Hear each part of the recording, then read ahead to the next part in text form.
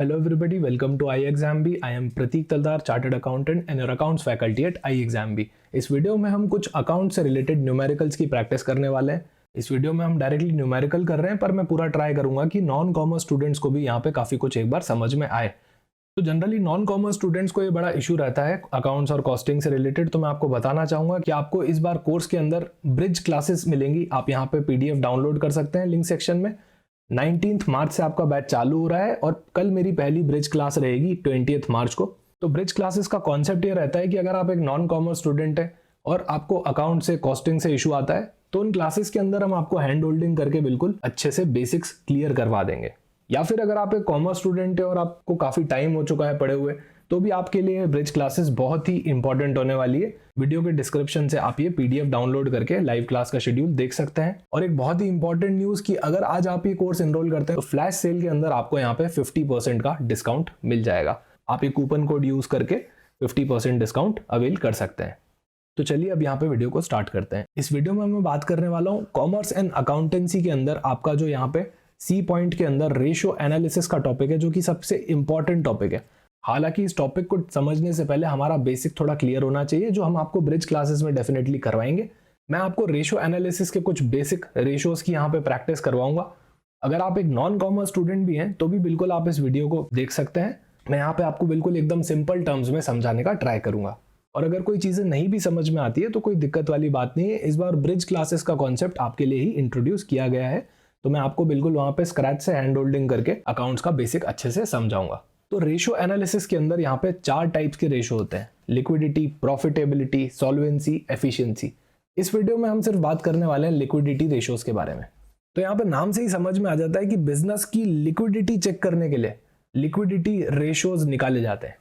Basically मैं इसमें देखता हूँ कि क्या मेरे पास ऐसी शॉर्ट टर्म असेट्स हैं जिनसे मैं मेरी शॉर्ट टर्म लायबिलिटीज को सेट ऑफ कर पाऊं. तो आज इसके अंदर हम 3 पार्ट्स देखने वाले हैं: current ratio, quick ratio, cash ratio.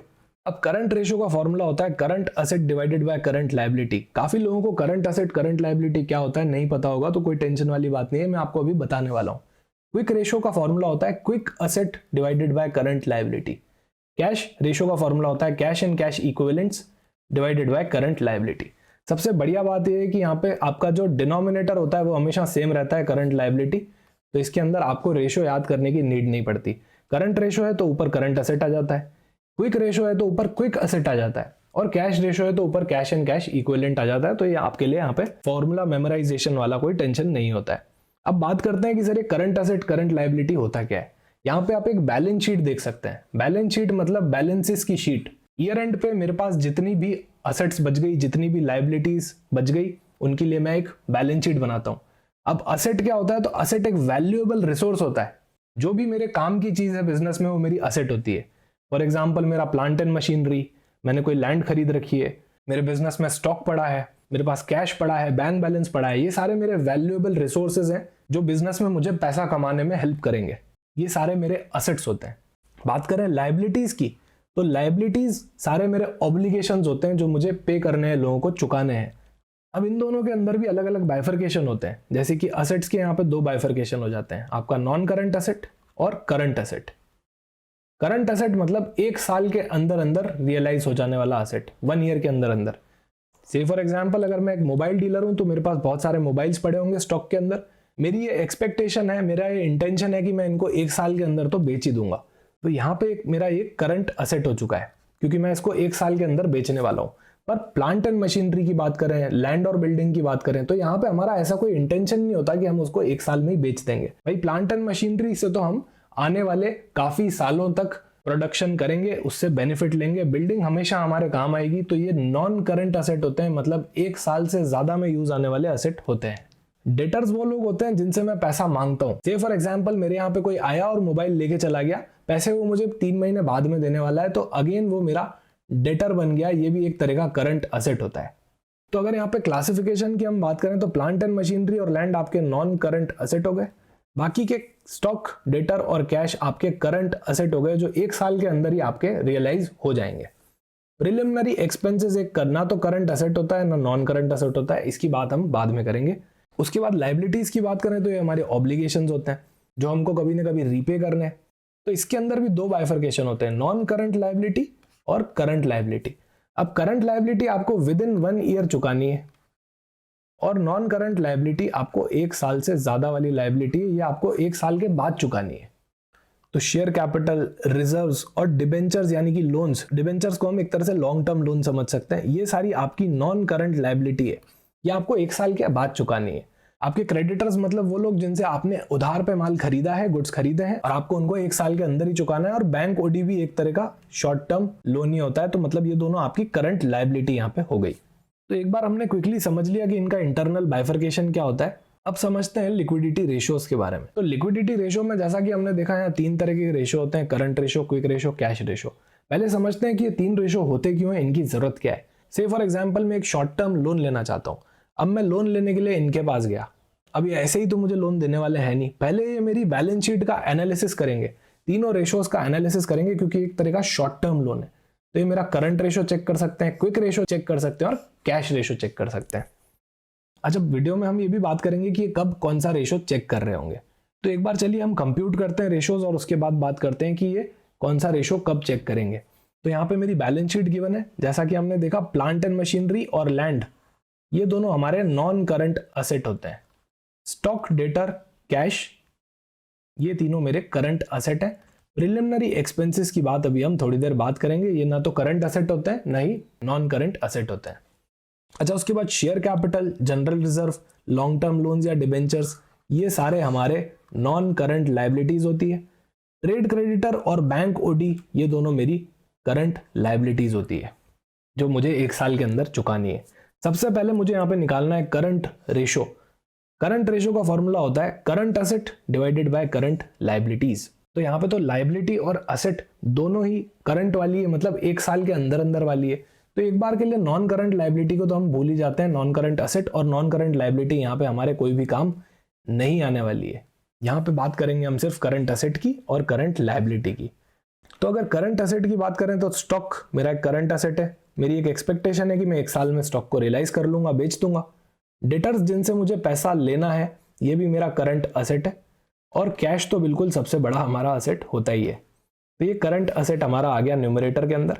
Denominator में हम बात करते हैं करंट लायबिलिटीज की, तो ट्रेड क्रेडिटर 80,000 के और बैंक ओवरड्राफ्ट 25,000 का। तो यहां पे हमारा टोटल आ जाता है करंट असेट का 3,05,000 डिवाइडेड बाय 1,05,000। इससे मेरा करंट रेशो आता है 2.90। अब काफी स्टूडेंट्स को ये निकालना तो आता है पर इस रेशो का मतलब पता नहीं होता है। इस रेशो का मतलब होता है कि in comparison to my current liability मेरे पास कितनी सारी करंट असेट है। तो यहाँ पे 2.9 से समझ में आता है कि अगर मेरे पास 1 रुपए की लायबिलिटी है चुकाने के लिए तो उसके अगेंस्ट में मेरे पास 2.9 रुपीज के मेरे असेट्स पड़े हुए हैं, मैं उनको इजीली चुका सकता हूँ।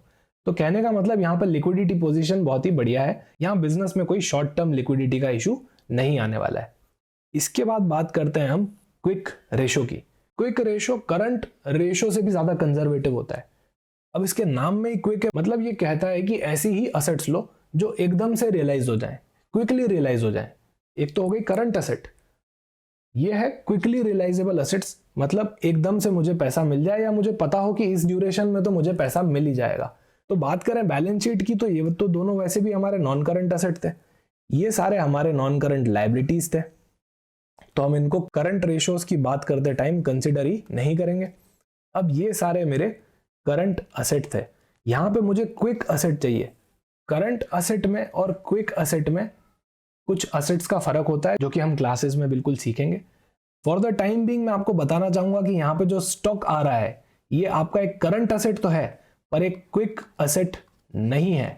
स्टॉक का मतलब होता है वो चीजें जिनमें हम डील करते हैं। से फॉर एग्जांपल अगर मैं एक मोबाइल डीलर हूं तो मैं मोबाइल्स में डील करता हूं, ऐसे केस में मैं जबरदस्ती किसी को मोबाइल नहीं बेच सकता। जब तक कोई कस्टमर आके मुझसे नहीं खरीदता मैं उसको जबरदस्ती नहीं बेच सकता। तो एक करंट असेट तो है, मुझे लगता है कि 1 साल के अंदर बिक जाएगा पर मैं उसको एकदम से नहीं बेच सकता। उसका कोई टाइम पीरियड ऐसा फिक्स नहीं है कि ये 2-3 महीने में तो बिक ही जाएगा, 4 महीने में बिक ही जाएगा। हो सकता है 6 महीने लग जाए, हो सकता है 8 महीने लग जाए, हो सकता है 1 साल भी लग जाए। तो ये क्विक असेट का पार्ट यहाँ पे नहीं होता है। क्विक असेट में यहाँ पे अभी फिलहाल आपके सिर्फ डेटर और कैश इन हैंड आएंगे। तो यहाँ पे आपके क्विक असेट हो जाएंगे 2,50,000 प्लस कैश तो आपका सबसे लिक्विड एसेट है 14,000, और हमने देखा था करंट लाइबिलिटी तो हमेशा डिनोमिनेटर में सेम ही रहेगी, तो 80 और 25,000 यहाँ पे 1,05,000 वापस आपकी करंट लाइबिलिटी आ जाएगी। क्विक रेशियो यहाँ पे आ जाएगा आपका 2.51। अब इसका मतलब ये होता है कि अगर मेरे पास 1 रुपए की करंट लाइबिलिटी पड़ी है तो उसके अगेंस्ट मेरे पास 2.51 की क्विक असेट पड़ी है, मतलब मैं तो इसको बहुत ही जल्दी चुका सकता हूँ, ये तो क्विक असेट है। आगे बात करते हैं कैश रेशियो की। तो कैश रेशियो का फॉर्मूला होता है cash and cash equivalents divided by the current liabilities. वापस से हम सारी नॉन करंट चीजों को यहाँ पे हटा देते हैं, वो अभी फिलहाल हमारे कोई काम की नहीं है। प्रिलिमिनरी एक्सपेंसेस भी ना करंट एसेट होती है ना नॉन करंट एसेट होती है, उसको भी हटा देते हैं।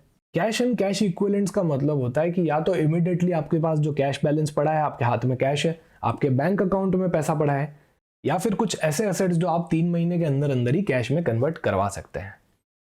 अभी फिलहाल इस केस के अंदर मुझे यहाँ पे सिर्फ कैश इन हैंड दिख रहा है 14,000 का, तो यहाँ पे आपका कैश एंड कैश इक्विवेलेंट हो गया 14,000 divided by your current liabilities जो कि हमेशा आपकी सेम रहती है 1,05,000।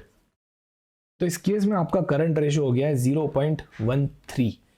कहने का मतलब अगर 1 रुपए की हमारी करंट लाइबिलिटी है तो उसके अगेंस्ट हमारे पास 0.13 का ही कैश एंड कैश इक्विवेलेंट पड़ा हुआ है पे करने के लिए। अब बात करते हैं कि इसका प्रैक्टिकल यूजेज क्या है। तो आपने देखा कि मेरा करंट रेशियो आ रहा था 2.9 का, क्विक रेशियो मेरा आ रहा था 2.51 का, और कैश रेशियो मेरा आ रहा था 0.13 का। तो अगर मैं इनके पास लोन लेने जाता हूं और इनको कहता हूं कि सर मुझे 1 साल के अंदर अंदर वाला लोन दे दो, तो ये ओके कर देंगे क्योंकि मेरा करंट रेशियो सही आ रहा है। मेरी करंट लाइबिलिटी 1 रुपए है तो मेरे पास करंट एसेट 2.9 की पड़ी है। अब अगर मैं इनके पास 4-6 महीने का लोन लेने जाता हूं तो भी ये मुझे मना नहीं करेंगे क्योंकि अभी भी मेरे पास 1 रुपए की करंट लाइबिलिटी चुकाने के लिए 2.51 की करंट एसेट पड़ी हुई है। पर अब अगर मैं इनसे बिल्कुल ही शॉर्ट टर्म का लोन लेने चला गया, 2-3 महीने का लोन लेने चला गया, तो हो सकता है कि ये मुझे मना कर दें क्योंकि मेरे पास करंट लाइबिलिटी 1 रुपए की चुकाने के लिए यहाँ पे 0.31 के ही कैश एंड कैश इक्विवेलेंट है। मतलब पॉसिबिलिटी है कि मुझे बहुत ही शॉर्ट टर्म वाले ऑब्लिगेशंस पे करने में दिक्कत आ सकती है। अब बात करते हैं प्रिलिमिनरी एक्सपेंसेस की जो हमने वहां पे बैलेंस शीट के अंदर इग्नोर कर दिए थे। तो इसको बिल्कुल सिंपल सा एग्जाम्पल लेके समझते हैं। जैसे आप सेबी एग्जाम टारगेट कर रहे हैं, अब इसके अंदर आप पहले पहला फेज देंगे, फिर दूसरा फेज देंगे, फिर आप इंटरव्यू देंगे। ये सारे क्लियर हो जाने के बाद आपकी जॉब लगेगी, और जॉब लगने के बाद सबसे बेस्ट पार्ट आपके पास सैलरी आना चालू हो जाएगी। पर इन तीनों पार्ट के अंदर काफी सारे एक्सपेंस होंगे, आपके काफी सारे खर्चे होंगे, जैसे कि कोर्सेज बाय करना, बुक्स बाय करना, या फिर मॉक टेस्ट देना। फिर आपकी जॉब लगती है, फिर उसके बाद आपकी सैलरी आना चालू होती है। जब आपकी सैलरी आना चालू होती है तो धीरे धीरे आप इन खर्चों को उस सैलरी से रिकवर करते हो, राइट। यही आपके प्रिलिमिनरी एक्सपेंडिचर है। अब जैसे आपका इस एग्जाम के अंदर प्रिलिमिनरी एक्सपेंडिचर होता है, वैसे ही एक बिजनेस के भी बहुत सारे खर्चे होते हैं। आज एक बिजनेस को चालू करने से पहले, एक कंपनी को चालू करने से पहले बहुत सारे लीगल खर्चे करने पड़ते हैं, जैसे कि लीगल डॉक्यूमेंट्स की ड्राफ्टिंग करवाना, और ऐसे बहुत सारे खर्चे हो सकते हैं जिनसे जो बिजनेस चालू करने से पहले ही हो चुके हैं। ये सारे खर्चे आपके प्रिलिमिनरी एक्सपेंडिचर होते हैं। तो ये ऐसे खर्चे हैं जो हमने इनकर तो आज कर दिए हैं, पर इसको रिकवर हम over the period of time ही कर पाएंगे। इनको हम फिक्टिशियस असेट्स बोलते हैं। ये ना तो आपके करंट असेट होते हैं, ना ही आपके नॉन करंट असेट होते हैं। ये एक तरह से बिल्कुल फेक एसेट्स होते हैं। कोर्स में हम और डिटेल में बात करेंगे इनके बारे में। इन तीनों के बारे में हम डिस्कस कर चुके हैं। अब एक कॉन्सेप्ट आता है नेट वर्किंग कैपिटल का। तो नेट वर्किंग कैपिटल मतलब हमको कितना पैसा चाहिए बिजनेस को ऑपरेट करने का। नाम में ही वर्किंग कैपिटल है, मतलब जो डेली का हमारा वर्क रहता है उसके लिए हमारे को कितना कैपिटल चाहिए होता है। तो बिजनेस चलाने के लिए देखो स्टॉक भी लाना पड़ता है और भी बहुत सारे तरह के खर्चे होते हैं, तो हमको कुछ पैसा हमेशा ब्लॉक करके रखना पड़ता है हमारी एसेट्स में। उसका मतलब होता है वर्किंग कैपिटल। अब करंट रेशियो की बात करते हैं तो उसका फॉर्मूला होता है current asset divided by current liability, और नेट वर्किंग कैपिटल की बात करते हैं तो उसका फॉर्मूला होता है current asset minus current liability. ये एक तरह का रेशियो नहीं होता है, पर ये बहुत ही एक अच्छा इंडिकेटर है, current asset minus current liability. इन दोनों की हम बात करें यहाँ पे, तो इन दोनों की टर्मिनोलॉजीज बिल्कुल सेम है। दोनों जगह करंट एसेट और करंट लायबिलिटी वर्ड का यूज हुआ है, तो इसीलिए इनके बीच में एक रिलेशनशिप होता है जो आपके लिए इंपॉर्टेंट हो सकता है। से फॉर एग्जाम्पल अगर मैं आपको कहूं कि मेरा नेट वर्किंग कैपिटल 0 है, तो एकदम से आपको क्लिक हो जाना चाहिए कि आपका करंट रेशियो 1 टाइम आने वाला है। अब ये कैसे हुआ उसकी बात करते हैं। नेट वर्किंग कैपिटल का फॉर्मूला होता है current asset minus current liability, और आपके करंट रेशियो का फॉर्मूला होता है current asset divided by current liability. Net working capital अगर मैं कहता हूं कि ये 0 है तो कहने का मतलब कि करंट असेट और करंट लायबिलिटी बराबर होंगी। अब ये बिल्कुल एक मैथमेटिकल चीज है, तो अब अगर आप दो चीजों को माइनस कर रहे हो तो वो 0 आने वाली है क्योंकि वो इक्वल है। से फॉर एग्जांपल मेरी करंट असेट चल रही है 1 लाख की और मेरी करंट लायबिलिटी भी चल रही है 1 लाख की, तो ये फिगर यहाँ पे 0 आ जाएगा। अब अगर कोई दो चीजें इक्वल है तो जब आप उनको डिवाइड करने जा रहे हो तो 1 लाख डिवाइडेड बाय 1 लाख हमेशा आपका 1 ही आने वाला है, 2 लाख डिवाइडेड बाय 2 लाख आपका हमेशा 1 ही आने वाला है। तो इसीलिए अगर क्वेश्चन में आता है कि आपकी नेट वर्किंग कैपिटल 0 है तो आपको पता चल जाना चाहिए कि आपका करंट रेशियो यहाँ पे 1 आने वाला है। वैसे ही अगर मैं कहूँ कि अगर आपकी नेट वर्किंग कैपिटल पॉजिटिव है तो मुझे कमेंट सेक्शन में जरूर बताइएगा कि आपका करंट रेशियो 1 आना चाहिए, मोर देन 1 आना चाहिए या फिर लेस देन 1 आना चाहिए। तो एक ऐसी रिलेशनशिप है जो आपके एग्जाम के लिए काफी इंपॉर्टेंट है। ये आपका कॉमर्स एंड अकाउंटेंसी का सिलेबस दे रखा है। इसके अंदर आज हमने रेशियो एनालिसिस वाले टॉपिक के ऊपर एक छोटा सा डिस्कशन किया और ये आपका कॉस्टिंग का सिलेबस दे रखा है।